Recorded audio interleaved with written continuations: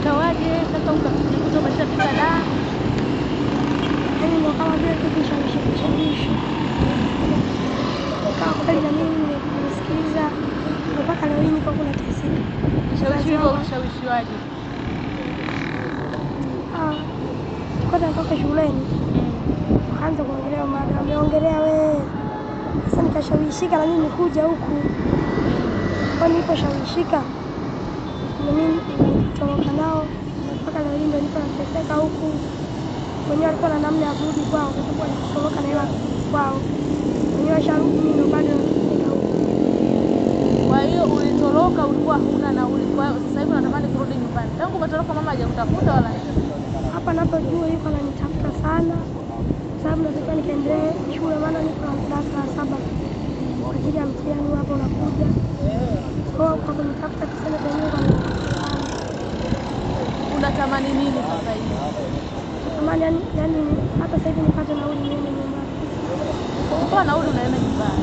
Yaani anakimbilia mbele kwa gari niende. Kipindi hiki ambacho umekaa hapa umejifunza nini wewe kama mtu? Mimi kama mtoto nimejifunza vitu vingi. Na ninachowashauri walioko majumbani, usije ukashawishika kwa namna yoyote.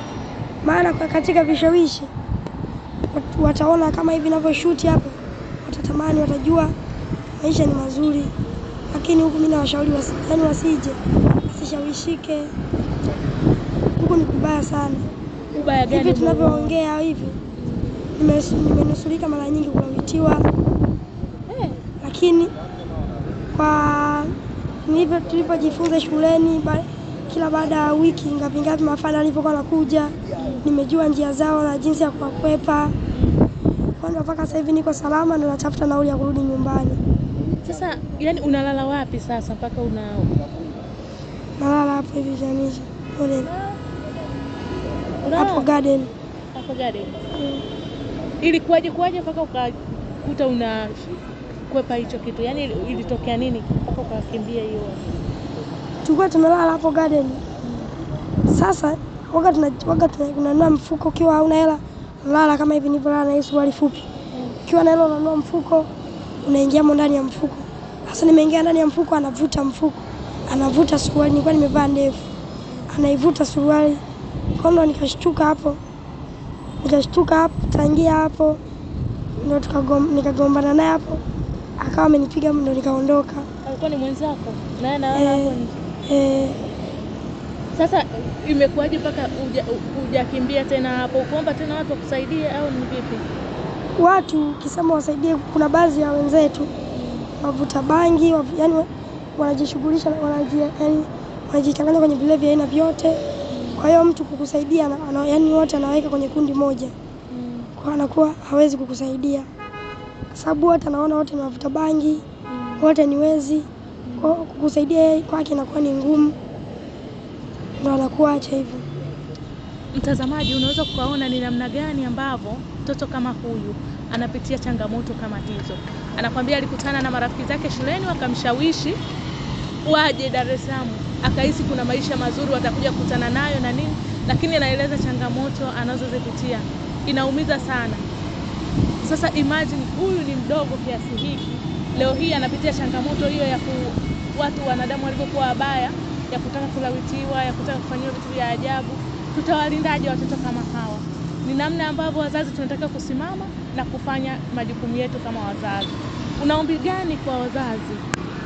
Mimi kwa wazazi wa Tanzania naombi moja, kama wakiguswa na hichi tulichoongea hapa, watusaidie hata nauli turudi majumbani. Kama kikiwashinda, basi wawale wakubwa zetu, wadogo zetu. Ndio hivyo, wasije wakashawishika kuja huko.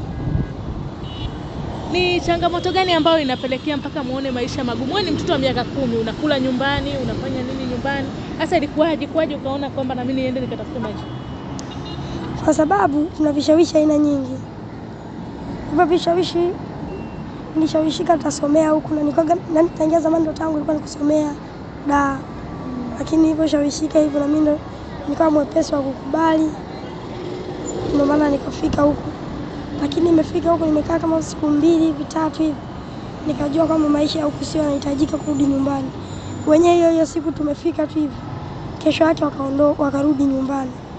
Kondo wakaniacha huku mpaka sasa hivi napambana nitafute nauli nirudi nyumbani. Atakayeguswa naomba tu anisaidie.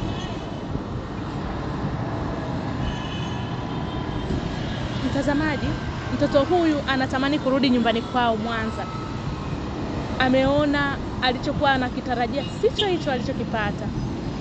Sehemu anayolala ni maeneo ambayo ni ya hatari sana. Analala nje, analala na vijana wenzake ambao ni wakubwa wamemzidi umri. Yeye ni kijana na miaka 10 tu. Kwa wale watakaoguswa msisite kumsaidia. Yeye shida yake ni kwamba apate nauli aende shuleni. Maana alikuwa anatamani sana kwenda shule. Ndio jambo lake kubwa analolitamani. Lakini imeshindikana. Alikuwa anajua akija Dar atasoma shule nzuri, atapata maisha mazuri.